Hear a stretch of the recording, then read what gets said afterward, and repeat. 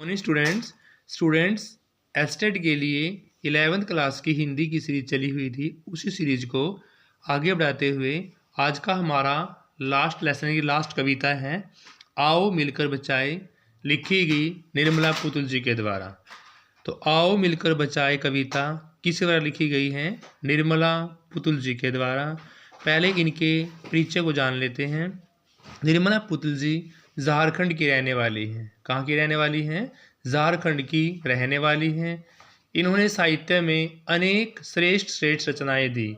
इनके जन्म की बात करते हैं। दुमका कहाँ? झारखंड में। कब? 1972 में हुआ। इनका जन्म एक आदिवासी परिवार में हुआ।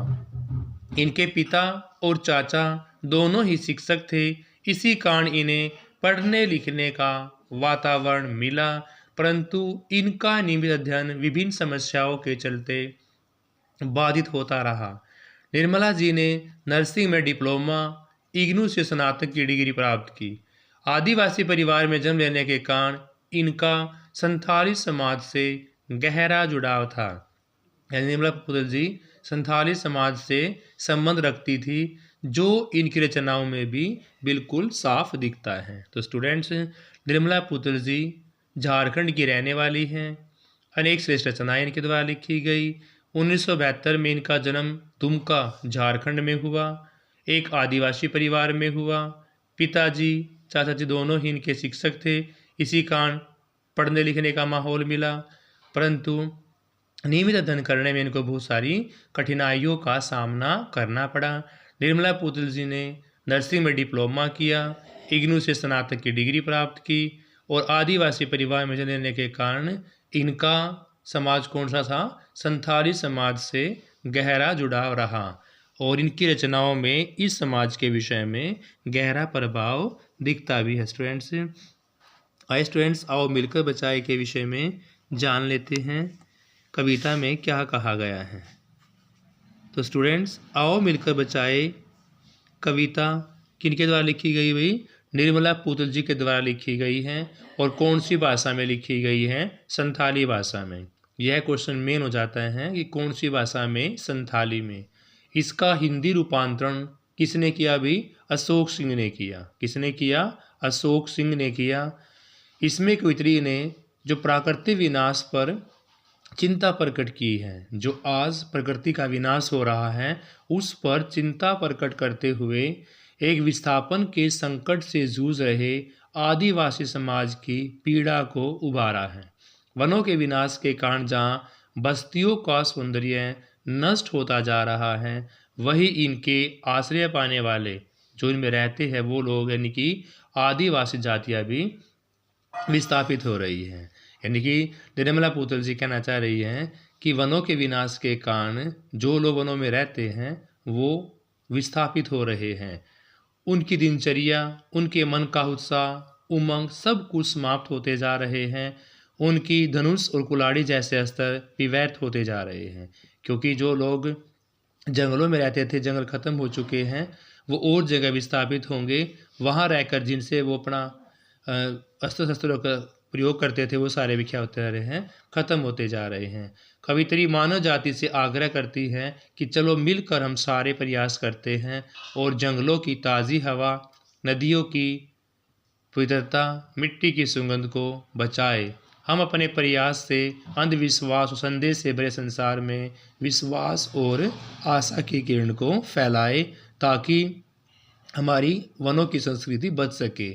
हम प्रकृति के विनाश को रोककर आदिवासी समाज को भी विस्थापित होने से रोक सकते हैं। चलो प्रयास करें, हमारे पास बचाने के लिए बहुत कुछ है और उसी के सारे हम कोशिश कर सकते हैं।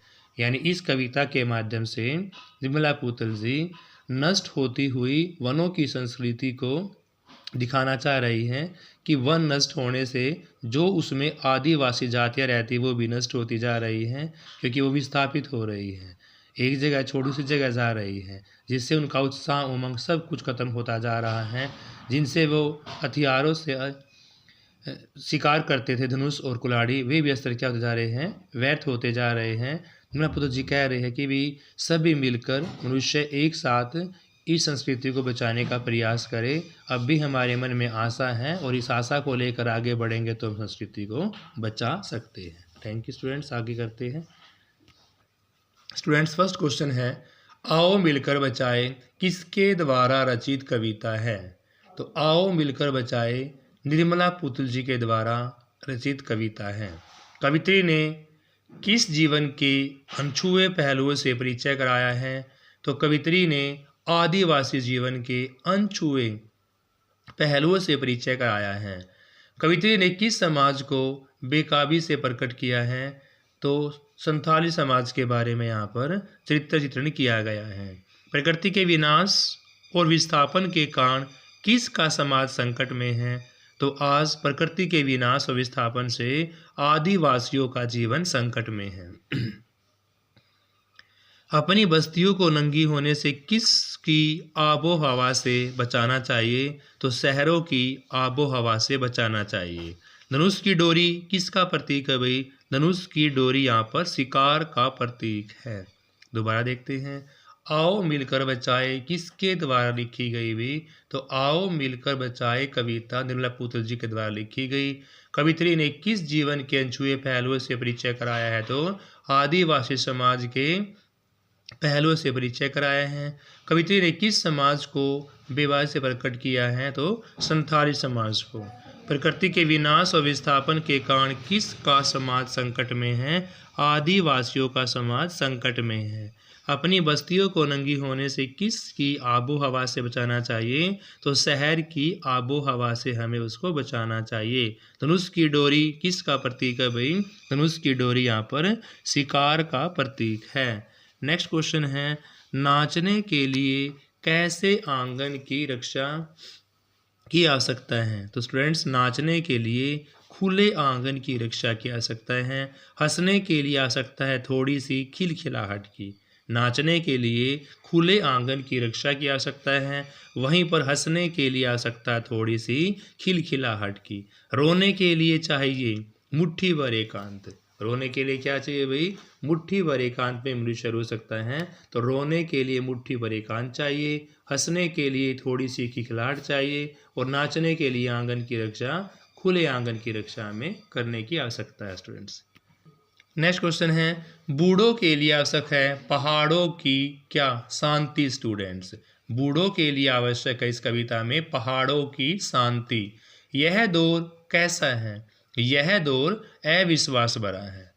यह दौर कैसा है? अविश्वास से भरा हुआ दौर है। इस दौर में भी हमारे पास बचाने के लिए बचा है, बहुत कुछ बचा है हमारे लिए बचाने के लिए। इस अविश्वास भरे दौर में हमारे लिए बचाने के लिए भी बहुत कुछ बचा है। मान का क्या है? मान का है हरापन। मान का क्या है? मान का हरापन मन है। ये मान गल दिया मन। मिट्टी में क्या बचाएंगे? तो मिट्टी का हम सौंधापन बचा सकते हैं। भाषा में कौन सापन है? तो इस भाषा में झारखंडीपन अपनाया गया स्टूडेंट्स। लास्ट क्वेश्चन है मैचिंग। धनुष की डोरी किसका प्रतीक है? तो यहाँ पर धनुष की डोरी किसका प्रतीक है भाई? शिकार का प्रतीक है। मिट्टी से क्या बचाना है? तो मिट्टी से हमें सौंधापन बचाना है और उनका क्या है? हरा भरा स्टूडेंट्स। तो इसलिए C is right answer. Thank you students, have a nice day. Please class को लाइक शेयर अवश्य करें। 11th क्लास हिंदी के सारे लेसन सारी कविता हमारी आज कंप्लीट हो जाती हैं और हमने इन लेसन्स की प्लेलिस्ट भी तैयार कर दी है। Thank you students, have a nice day.